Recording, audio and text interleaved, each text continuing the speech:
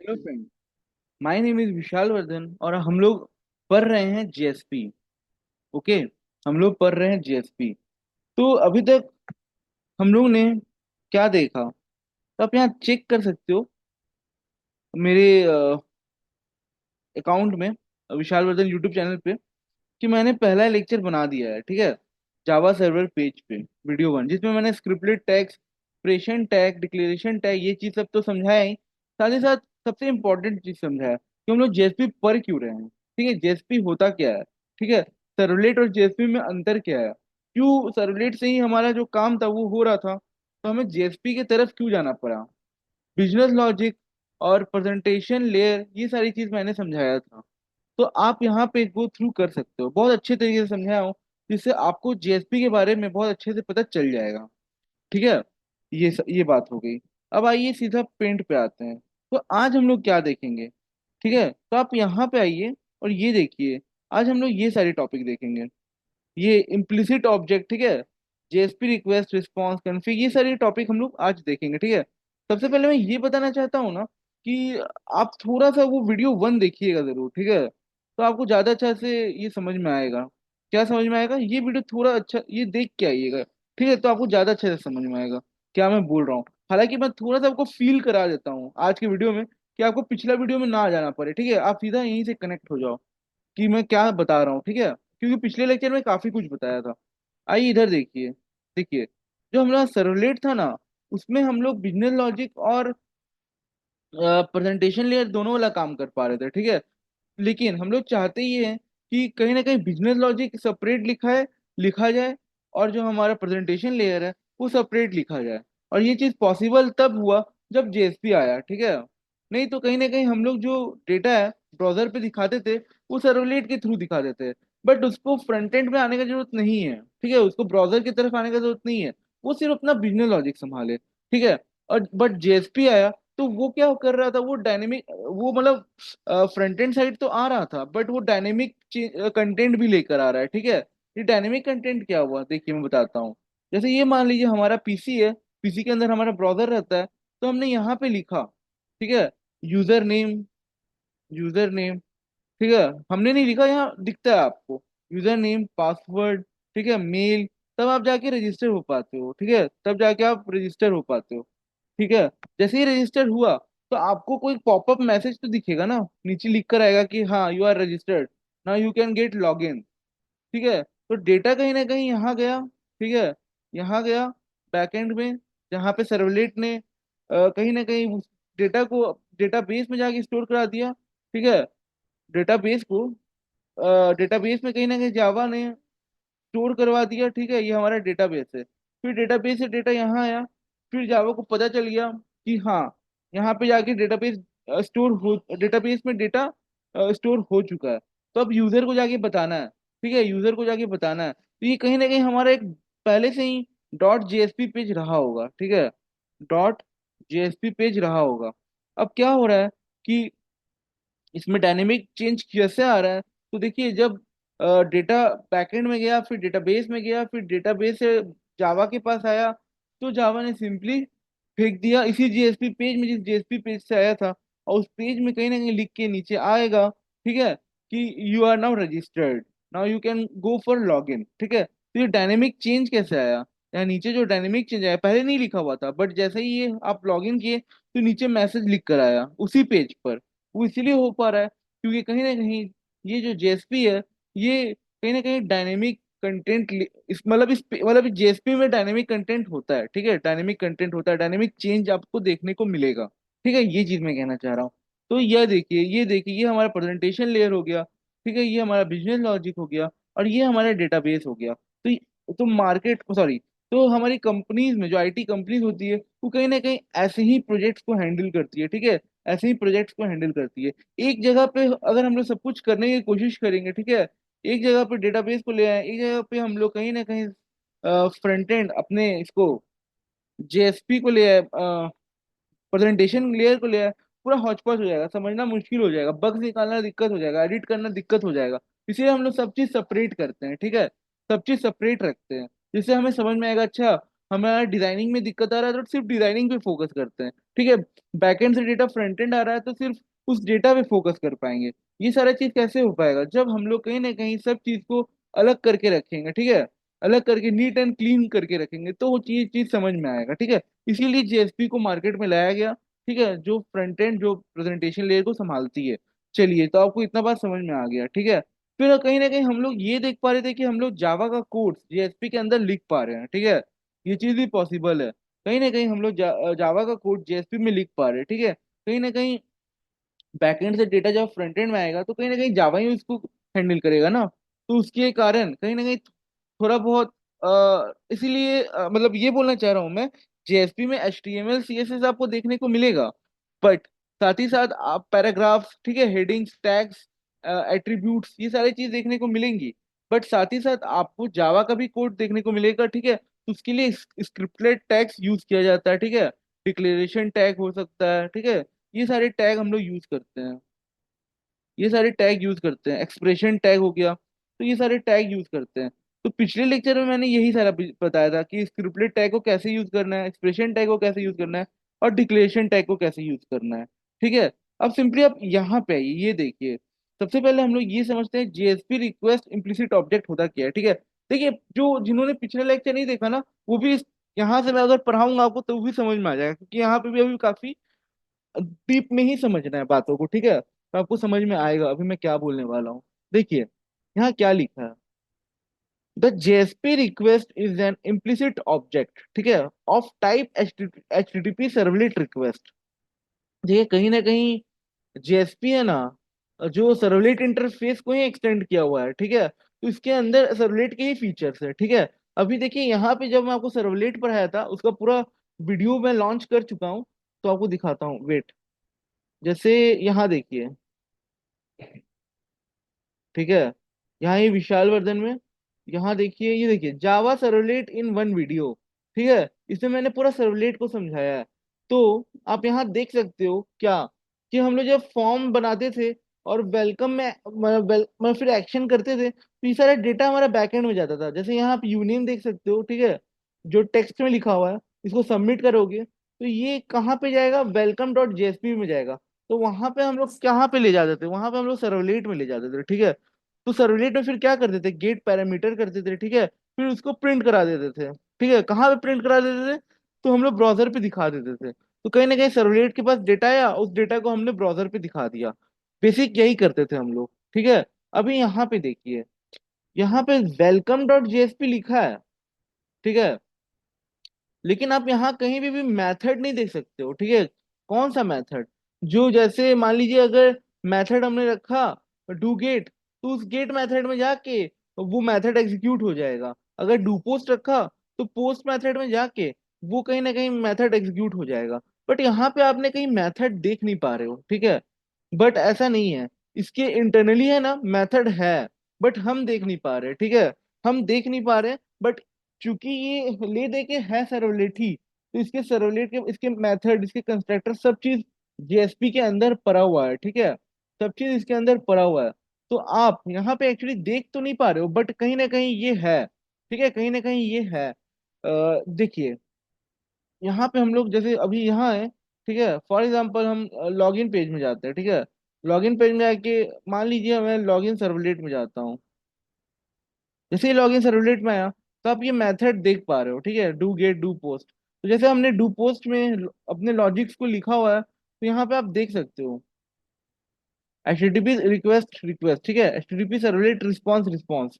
तो ये रिक्वेस्ट देख पा रहे हो, ये रिक्वेस्ट, इसी रिक्वेस्ट को हम लोग यहाँ पे यूज कर रहे हैं। इसी रिक्वेस्ट को हम लोग यहाँ पे यूज कर रहे हैं, रिक्वेस्ट डॉट गेट पैरामीटर, ठीक है। जैसे हमने यहाँ लिखा हुआ है, देखिए, request dot get parameter name, वैसे ही यहाँ पे आप सेम चीज देख पा रहे होगे, request get parameter U name, ठीक है। और उसको स्ट्रिंग नेम में हमने स्टोर कर लिया।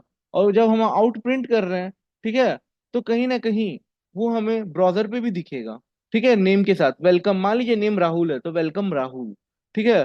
तो आप यहाँ पे ये चीज समझो कि जो जेएसपी है कहीं ना कहीं वो सर्वलेट इंटरफेस को एक्सटेंड किया है, तो हम लोग सर्वलेट के मेथड्स को यूज कर रहे हैं। बट हम वो देख नहीं पाएंगे, ठीक है, क्योंकि वो स्क्रिप्टलेट टैग्स के अंदर लिखा हुआ है, ठीक है। बस हमने हमें उतना मतलब से काम है जितना से हमारा डेटा है ना ब्राउजर पे आ जाए सेपरेटली। इसीलिए यहाँ पे ज्यादा फोकस पूरा जावा कोड पे नहीं किया गया है। कुछ पार्ट है जिसके लिए हम लोग बस कोड यूज कर पाएंगे जावा के, और फ्रंट एंड पे दिखा पाएंगे। और अच्छे से मैं समझा देता हूँ, देखिए होता क्या है। देखिए और अच्छे से समझाता हूँ, देखिए ये जो हमारा डू पोस्ट है ना, ये डू पोस्ट है। और जो हमारा सर्वलेट है वो कुछ नहीं है, स्क्रिप्टेड टैग के अंदर भी वो सर्वलेट ही है। ठीक है, सर्वलेट ही है। बट जो जरूरत फ्रंट एंड साइड ज्यादा है, फ्रंट एंड साइड ज्यादा है, तो हम सेपरेट कर लेते हैं सर्वलेट से। जो हमारा बैक एंड में सर्वलेट पड़ा हुआ है वही चीज फ्रंट एंड में पड़ा हुआ है, बट स्क्रिप्टेड टैग्स के अंदर पड़ा हुआ है। ठीक है, हम लोग कहीं ना कहीं, जैसे हमारा जो जेएसपी है, ठीक है, वो होता तो HTML ही है, बट उसमें हम लोग अगर स्क्रिप्टेड टैग्स लगा देते हैं तो सर्वलेट का जो बैकएंड का डेटा है, वो कहीं ना कहीं बैकएंड का लॉजिक है, वो कहीं ना कहीं हम लोग यहाँ पे भी इम्प्लीमेंट कर पाएंगे। हम लोग तो पूरा सर्वलेट को ही लिख पाएंगे। ठीक है, ये भी कर सकते हैं हम लोग, पूरा सर्वलेट का ही जरूरत नहीं है, बट वो ठीक बात नहीं होगा क्योंकि बैकएंड का काम अलग है, फ्रंट एंड का काम अलग है। अभी आप पूरा कंफ्यूज हो रहोगे, लेकिन आपको क्लियर हो जाएगा डाउट। अगर देखिए पिछला क्लास देखे होंगे ना, तो आपको और अच्छे से समझ में आएगा। अभी देखिए यहाँ पे क्या है, लोकल होस्ट 999 पोर्ट नंबर है। ठीक है, JSP1 ये प्रोजेक्ट का नाम है। ठीक है, स्लैश। अब यहाँ देखिए सोनू जायसवाल। तो हम लोग कहीं ना कहीं HTML से अपना डेटा सेंड कर रहे हैं। कहाँ कर रहे हैं? वेलकम डॉट जेएसपी में। तो आप यहाँ कोड देख पा रहे होगे, यहाँ देखिए वेलकम डॉट जेएसपी, जैसे इंडेक्स डॉट एच पे हम लोग हैं और वेलकम डॉट जेएसपी पे, तो ये डेटा कहाँ जाएगा? ये वेलकम डॉट जेएसपी के पास जाएगा। ठीक है, वेलकम डॉट जेएसपी पे आएगा। अब यहाँ वेलकम डॉट जेएसपी में क्या कर रहे हैं हम लोग? String name equal to request dot get parameter U name. देखिए ये जो यू नेम है, ये यू नेम सेम होना चाहिए। ठीक है, यही मेन कारण है जिसके पीछे, जिसकी वजह से डेटा आ पा रहा है बैक एंड में। ठीक है, तो यहाँ रिक्वेस्ट लिए, नेम लिए, अब इसको प्रिंट करा दिए। अब देखिए क्या हो रहा है, JSP1 पे है जो कि index dot H T M L है। फिर गो दबाएं, ठीक है, सबमिट बटन का जो वैल्यू है वो गो है, इसीलिए तो गो दबाएं, सोनू अग्रवाल गए। तो अब देखिए क्या हो रहा है, वेलकम JSP पे आए और हम लोग उस डेटा को कलेक्ट कर लिए। ठीक है, अभी यहाँ सर्वलेट का यूज नहीं पड़ा, बट यहाँ हम लोग यूज तो सर्वलेट का ही कर रहे हैं। पेज बस वेलकम डॉट जेएसपी हो गया। ठीक है, सेपरेट कर दिए। जो हमारा जहां से हम वो डेटा कलेक्ट करना पड़ता है ना, तो वो डेटा को हम लोग कहीं ना कहीं सर्वलेट के अंदर नहीं लिखे, उसके अंदर वो चीज सिर्फ लॉजिक्स प्रोवाइड करेगा। ठीक है, बिजनेस लॉजिक्स, सोर्स कोड नहीं, बिजनेस लॉजिक, सही बात है, बिजनेस लॉजिक प्रोवाइड करेगा। बट जितना भी डेटा कलेक्शन से रिलेटेड काम है जो क्लाइंट को दिखाना होता है, वो सारा जेएसपी संभालेगा। ठीक है, और जेएसपी को डायनेमिक कंटेंट क्यों है? क्योंकि पहले से जो लिखा हुआ है उसमें हम लोग अगर कुछ एक्शन करते हैं तो पॉपअप विंडो खुलना या फिर कुछ नीचे अलग से लिख के आना, वो सारा चीज चेंज जो दिखने को मिलेगा वो आप जेएसपी में देख सकते हो। इसीलिए इसको डायनेमिक कंटेंट भी कहते हैं। ठीक है, अब यहाँ आइए। अभी देखते हैं हम लोग रिस्पॉन्स को, अब देखते हैं। देखिए क्या लिखा है यहाँ। ठीक है, पिछले लेक्चर में दोस्तों मैं आपको पूरा कोड करके भी दिखाया हूँ। ठीक है, तो अब उससे और अच्छे से रिलेट कर लोगे, यहाँ पे भी करके दिखाऊंगा जब जरूरत पड़ेगा तो। JSP response implicit object, देखिए इन JSP response is an implicit object of type HTTP servlet response। ठीक है, the instance of HTTP servlet response is created by the web container for each JSP request. It can be used to add or manipulate response such as redirect response to another resource, send error, etc. Let's see the example of response implicit object where we are redirecting the response to the Google। चलिए यहाँ देखते हैं क्या बोल रहे हैं। देखिए यहाँ पे हमने simply index dot H T M L में, ठीक है, एक फॉर्म क्रिएट किया। फॉर्म क्यों क्रिएट करते हैं हम लोग जानते हैं, फॉर्म क्रिएट करने की वजह से वो डेटा को हम लोग बैकएंड पे या जेएसपी के पास भेज पाते हैं। ठीक है, सर्वलेट के पास नहीं तो जेएसपी के पास भेज पाते हैं, इसीलिए हम फॉर्म क्रिएट करते हैं। ठीक है, अभी जैसे अच्छा वो बाद में बताता हूँ। अब देखिए हमने एक्शन किया। ठीक है, एक्शन वेलकम डॉट जेएसपी पे किया, मतलब कि जो हमारा ये डेटा है, जो नेम है टेक्स्ट फॉर्म में, वो जो डेटा जाएगा वो जेएसपी के पास जाएगा। ठीक है, इसका मतलब ये होता है एक्शन करने से। अभी देखिए सबमिट किया हुआ हूँ। ठीक है, टाइप सबमिट है, क्यों सबमिट करना है, और फिर हमारा जो वैल्यू है वो गो है। गो का मतलब क्या, वहां पे आपको दिखेगा ब्राउजर पे। ठीक है, वो गो बटन पे आप दबाएंगे तो हमारा डेटा है वो वेलकम डॉट जेएसपी के पास जाएगा। अभी देखिए यहाँ पे जैसे ही आए, हमने रिस्पॉन्स डॉट सेंड रीडायरेक्ट कर दिया। ठीक है, send response dot send redirect कर दिया। अभी मैं आपको सेंड रीडायरेक्ट सर्वलेट में पढ़ाया था। सेंड रीडायरेक्ट क्या होता है? सेंड रीडायरेक्ट क्या होता है, जैसे मान लीजिए हम लोग दो चीज करते थे ना, एक हम लोग डिस्पैचर का यूज करते थे, ठीक है, रिक्वेस्ट डिस्पैचर का। और एक हम लोग सेंड रिडायरेक्ट करते थे। रिक्वेस्ट डिस्पैचर से क्या हो रहा था, हमारे ही सर्वर पे, जो अगर दो सर्वर है, उसमें डेटा रिसोर्सेज को चेंज करते थे, ठीक है। मान लीजिए रिक्वेस्ट डिस्पैचर में क्या हो रहा है, आप HTML में क्या करते हो, यूजर नेम और पासवर्ड लिखा, ठीक है, फिर सबमिट किया। HTML में ये काम लोग करते हैं ना। और जैसे ही वो डेटा पीछे गया सर्वलेट के पास, तो वो सर्वलेट क्या करता था, वो डेटा ब्राउजर पे दिखा देता था। मान लीजिए यूजर नेम राहुल है, तो हम लोग ब्राउजर पे देख पाते थे वेलकम राहुल, ठीक है, बट वो पेज HTML ही रहता था। बट कहीं ना कहीं पेज चेंज भी हो जाता था, मतलब पेज सेम रहना मतलब कि ऊपर आपका पाथ चेंज नहीं हो रहा है, ठीक है, यहाँ पाथ चेंज नहीं हो रहा है। जैसे यहाँ आप देख पा रहे रिस्पॉन्स इम्प्लिसिट ऑब्जेक्ट, वैसे ही वहां पे वो पाथ वही है, बट हम लोग कहीं ना कहीं ब्राउजर पे वो डेटा देख पा रहे थे, ठीक है। तो कहीं ना कहीं सर्वर पे ही एक ही सिमिलर सर्वर पे ही काम चल रहा है, ठीक है। बट यहाँ देखिए, अभी हम लोग अपना प्रोजेक्ट कर रहे हैं, अपना सर्वर यूज कर रहे हैं, ठीक है। फॉर एग्जाम्पल हम लोग अपना सर्वर यूज कर रहे हैं टॉम कैट, ठीक है। उसी सर्वर पे डेटा को मैनिपुलेट कर रहे हैं, मतलब मैनिपुलेट नहीं, हम लोग कहीं ना कहीं ट्रांसफर कर रहे हैं डेटा अपनी सर्वर से दूसरे सर्वर पे, जो कि एक ही सर्वर के अंदर हो रहा है, ठीक है। बट यहाँ पे देखिए क्या हो रहा है, यहाँ पे http.www.google.com है, ठीक है। तो कहीं ना कहीं ये डेटा जो हमारा आया, वो कहीं ना कहीं जेएसपी के पास आया, बट जेएसपी उसको कहाँ फेंक दिया, गूगल के पास फेंक दिया, ठीक है। तो ये कहीं ना कहीं दूसरे सर्वर पे ले जा रहा है, ठीक है। एक सर्वर पे ही नहीं काम हो रहा है, दूसरे सर्वर पे ले जा रहा है। मान लीजिए हमारे प्रोजेक्ट में ही मल्टीपल सर्वलेट्स है, ठीक है, तो हम लोग सर्वलेट टू सर्वलेट प्ले कर सकते हैं, ठीक है। और इस डेटा से उस डेटा ट्रांसफर दूसरे सर्वलेट में ट्रांसफर कर दिया, उस दूसरे सर्वलेट से तीसरे सर्वलेट पे ट्रांसफर कर दिया, तीसरे सर्वलेट से अपने ही प्रोजेक्ट के HTML में ट्रांसफर कर दिया। तो कहीं ना कहीं उस डेटा को हम लोग खेल कहाँ पे रहे हैं, अपने ही प्रोजेक्ट के अंदर कर रहे हैं। बट www.google.com क्या है, वो दूसरा ही है, ठीक है, वो दूसरा ही है, दूसरा ही सर्वर है, दूसरा ही चीज है वो, ठीक है। बट वहां पे भी हम लोग अपने हाँ डेटा को भेज पा रहे हैं। तो कैसे हो पा रहा है, डॉट सेंड रिडायरेक्ट से हो पा रहा है। और रिस्पॉन्स डॉट सेंड रिडायरेक्ट कहाँ पे हम लोग करते थे, सर्वलेट में करते थे। तो हम लोग ये देख पा रहे होंगे कि जो वेलकम डॉट जेएसपी है, उसके अंदर हम लोग कर क्या रहे हैं, स्क्रिप्टेड टैग्स के अंदर सर्वलेट के ही कोड लिख रहे हैं, और ले दे के वो सर्वलेट का ही कोड है, ठीक है। जो बैकएंड में सर्वलेट है ना, उसी को हम लोग फ्रंट एंड में यूज कर रहे हैं। बट उससे मिक्स नहीं करना चाह रहे सर्वलेट से, जो हमें फ्रंट एंड में ही काम है, उसको हमने कहीं ना कहीं जेएसपी में ही लिख डाला, ठीक है।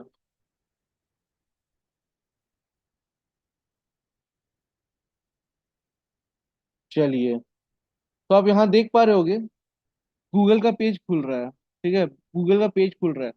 और आप चाहो तो ये डेटा को भी, जो आपका ये यूनेम है, वो भी आप यहाँ इसके साथ भेज सकते हो। अब भेजोगे तो कहाँ दिखेगा पता है, वो यहाँ पे दिखेगा, देखिए यहाँ पे दिखेगा ऊपर में, यहाँ पे, ठीक है। वो डेटा आपको ऊपर में दिखेगा। एक सेकेंड, अमेजोन एक्सेस नहीं, SRC नहीं, ठीक है, यहाँ पे भी नहीं, लॉगिन पेज भी नहीं, शायद रिक्वेस्ट डिस्पैचर के दिन देखता हूँ। मेन वेब ऐप index.html, ठीक है, और जावा के अंदर कॉम वेलकम सर्वलेट, ठीक है, लॉगिन डॉट जावा, ना, नहीं है। सेंड रिडायरेक्ट, हाँ इस पे मिल जाएगा ये मेन, ठीक है, Java com demo servlet 1, demo servlet 2, नहीं नहीं नहीं, कोई बात नहीं, कोई बात नहीं। चलिए, मैं वो दिखाना चाह रहा था। आप गूगल में गए ना, मतलब यहाँ पे आप रिस्पॉन्स डॉट सेंड राइट से क्या हुआ, आप गूगल के पेज में आए, और कहीं ना कहीं अपना जो जो HTML में डेटा पड़ा हुआ था ना, वो भी कहीं ना कहीं आप इस पेज में दिखा सकते थे, ठीक है। कोई बात नहीं, चलिए अब आगे बढ़ते हैं। वो चीज मैं आपको सर्वलेट में करके दिखाया था, समझे।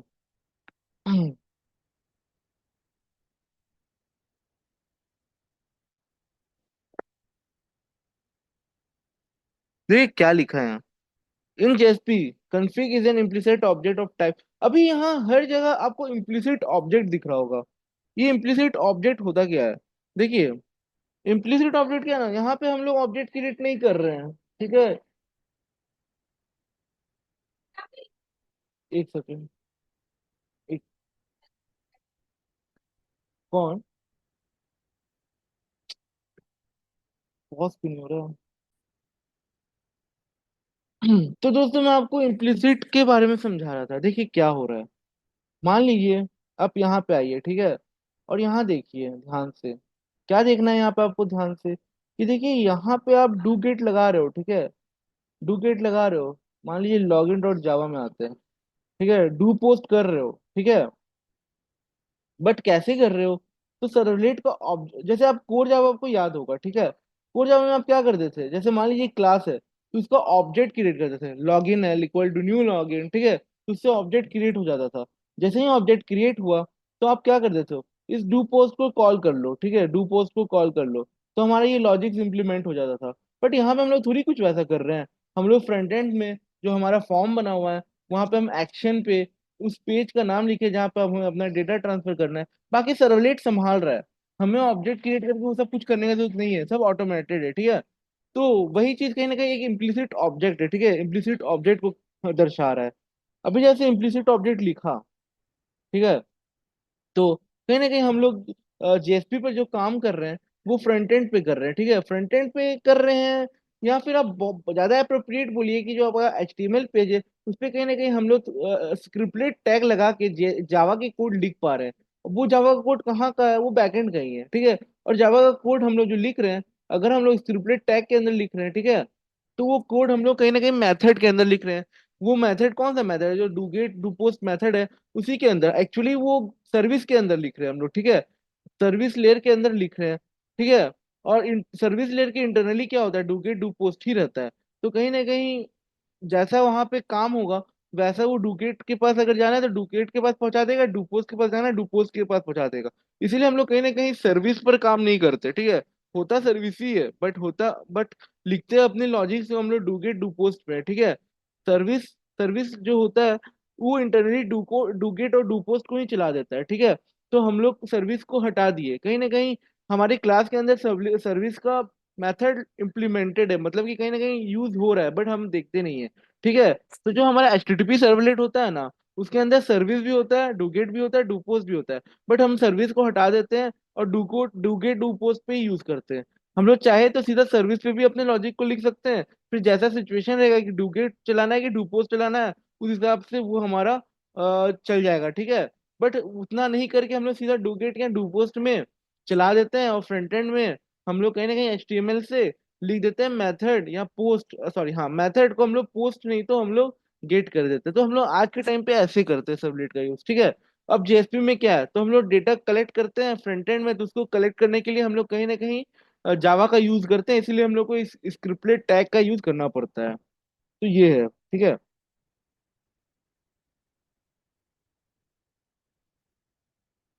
देखिए यहाँ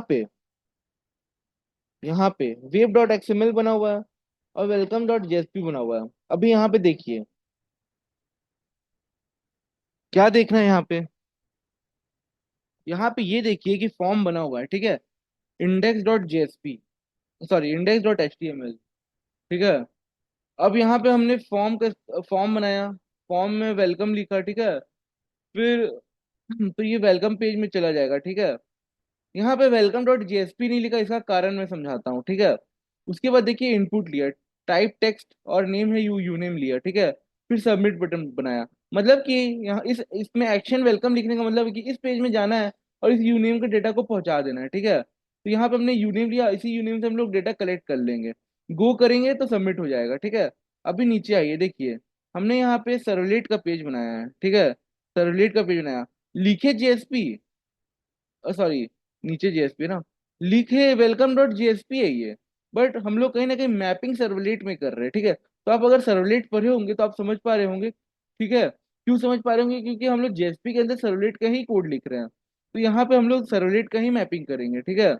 देख पा रहे होंगे यहाँ पे सर्वलेट का मैपिंग हो रहा है।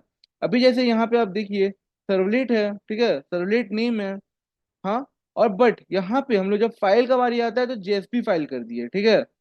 जो यूआरएल सेट करते थे ना, उसमें हम लोग ने जेएसपी फाइल कर दिया। सर्वलेट का नाम बता दिया कौन सा सर्वलेट नाम है, तो सर्वलेट का नाम सोनू जायसवाल है, ठीक है। हाँ, सर्वलेट का काम ज्यादा कुछ वैसा नहीं है, सर्वलेट का नाम बस मैच कराना है, ठीक है, मैपिंग से। अभी यहाँ देखिए सोनू जायसवाल है, तो यहाँ नीचे आप मैपिंग के अंदर भी सोनू जायसवाल देख पा रहे होंगे। आप यहाँ सोनू भी लिखेंगे तो भी काम हो जाएगा, बस इससे नाम मैच करना चाहिए सर्वलेट नेम का, ठीक है। अभी जैसे यहाँ नीचे आइए, जेएसपी फाइल है तो हमने बता दिया वेलकम डॉट जेएसपी, ठीक है, तो इससे पता चल गया कि कौन सा फाइल में जाना है, कौन सा फाइल में पाथ सेट है, ठीक है। देखिए यहाँ पे हम लोग क्या, जब सर्वलेट में जाते थे तो हम लोग यहाँ पे सर्वलेट का क्लास लिखते थे, ठीक है, वहां का क्लास नेम लिखते थे, बट ये एक क्लास तो नहीं है, ये है तो क्या, ये एक जेएसपी फाइल है, ठीक है। तो हम लोग यहाँ पे सिंपली स्लैश लगा के वेलकम डॉट जेएसपी कर दिए, ठीक है, तो इस पेज में भेज देगा। लेकिन हमें वहाँ क्या बोला जाता है, जो टॉप पर दिखेगा, ठीक है, वो वेलकम डॉट जेएसपी ना दिख के सिर्फ वेलकम दिखे, ठीक है। तो इसीलिए हम लोग ने यहाँ पे यूआरएल पैटर्न सेट कर दिया, तो ये होता है हमारा मैपिंग, ठीक है। और बीच में आप इनिट पैरामीटर देख सकते होंगे, पैरामीटर नेम है और पैरामीटर वैल्यू है, कौन सा ड्राइवर यूज हो रहा है उसका बारे में यहाँ बताया जा रहा है, ठीक है, और डी नेम है, ठीक है, उस डेटाबेस का नाम है, और उस डेटाबेस का नाम का ये मैं वो पढ़ाया नहीं हूँ इनिट पैरामीटर, ठीक है। जब हम लोग डेटाबेस से कनेक्ट करना सीखेंगे ना, जब जेडीबीसी पढ़ा दूंगा, तो आपको ये सारा बात समझ में आएगा, ठीक है। बट इतना आप समझ पा रहे होंगे कि कैसे मैपिंग हो रहा है, ठीक है। देखिए सर्वलेट नेम है, सर्वलेट का नाम क्यों है, क्योंकि ले देखिए सर्वलेट है, बट कौन सा फाइल है ये, तो वो वेलकम डॉट जेएसपी फाइल है, ठीक है। और ये जो सर्वलेट नेम है, ये मैच होना चाहिए इस सर्वलेट नेम से, और जब हम लोग जाएंगे उस पेज पे तो स्लैश वेलकम होना चाहिए जो टॉप पर दिखेगा, तो ये चीज है। बाकी इनिट पैरम है, इनिट पैरम क्यों, क्योंकि अभी हम लोग कॉन्फ़िगरेशन का बात कर रहे हैं। देखिए यहाँ पे लगा दिया आउट डॉट प्रिंट, ठीक है। अभी आप यहाँ देख नहीं पाए होंगे कि प्रिंट राइटर का तो ऑब्जेक्ट बनाया ही नहीं, ठीक है। Print writer out equal to response dot get writer, ठीक है, ऐसा कुछ तो किया ही नहीं। और फिर नीचे भी नहीं लिखा कि आउट, हाँ, फिर इसको उसके रेफरेंस को यूज किया, तो वो सब ऑटोमेटेड है, ठीक है। यहाँ पे हम लोग थोड़ा कोड को सिंप्लीफाई करने के लिए, छोटा करने के लिए, क्योंकि काम हम लोग वेलकम डॉट जेएसपी पे कर रहे हैं ना कहीं कंफ्यूजन ना क्रिएट हो, तो यहाँ दो ही तीन चीज हम लोग करते ही है। इसीलिए है ना, वहां पे कहीं ना कहीं इसके ऑब्जेक्ट पहले से ही बने बनाए हैं, इसीलिए हम लोग इम्प्लिसिट ऑब्जेक्ट बोल रहे हैं, ठीक है। प्रिंट राइटर इक्वल टू ऐसे जो बना हुआ है वो पहले से बना हुआ है, ठीक है, इसीलिए उसके रेफरेंस हम लोग यूज कर पा रहे हैं। तो आउट डॉट प्रिंट आप देख पा रहे हो, ठीक है, वेलकम, ठीक है, plus request dot get parameter, ठीक है। तो क्या चीज यू नेम, तो यहाँ से हमें ये मिल जाएगा, यूनेम से हमें ये मिल जाएगा, यहाँ पे जो नाम डाला होगा, ठीक है, HTML से, तो वो डेटा हमें मिल गया, तो वेलकम दिखा देगा। फिर हमने क्या किया, स्ट्रिंग ड्राइवर लगा के equal to config dot get init parameter से हम लोग डी नेम लगाए, यहाँ का नाम लगा दिया, ठीक है। डी नेम यहाँ जो डालेंगे वही हम लोग को वहाँ लिखना है, तो हमें इसका वैल्यू पता चल जाएगा, सन जेडीसी डॉट, ठीक है, ओडीसी जेडीबीसी।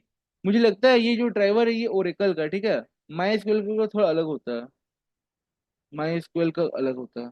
अभी जैसे यहाँ JSP1 लिखे, ठीक है, तो विमल जायसवाल लिखा तो वेलकम जायसवाल, ओके। और फिर यहाँ ड्राइवर नेम दिख रहा है, सन जेडीबीसी ओडीबीसी ड्राइवर। अभी जैसे ये क्या है, इससे हमें पता चल रहा है क्या चीज का ड्राइवर है, ठीक है, क्या चीज का ड्राइवर है। अभी जैसे मैं यहाँ पे क्या करता हूँ, जब मैं आपको पढ़ाऊंगा ना तो आपको ज्यादा अच्छे से समझ में आएगा। इसको ऐसे कॉपी करिए, कंट्रोल C करिए, ठीक है। तो यहाँ पे हम लोग यूनिट पैरामीटर क्यों यूज कर रहे हैं, हम लोग चाहे तो अपना डेटाबेस को चेंज भी कर सकते हैं अगर मन किया, तो फ्यूचर में आपको हार्ड कोड नहीं लिखना पड़ेगा, ठीक है। Okay, sorry sorry sorry, JDBC ODBC bridge, okay, इसका शायद डेटाबेस ही यही है, ओरेकल का है ना, नहीं ओरेकल का ड्राइवर, ठीक है, कोई नहीं, बस मैं आपको ये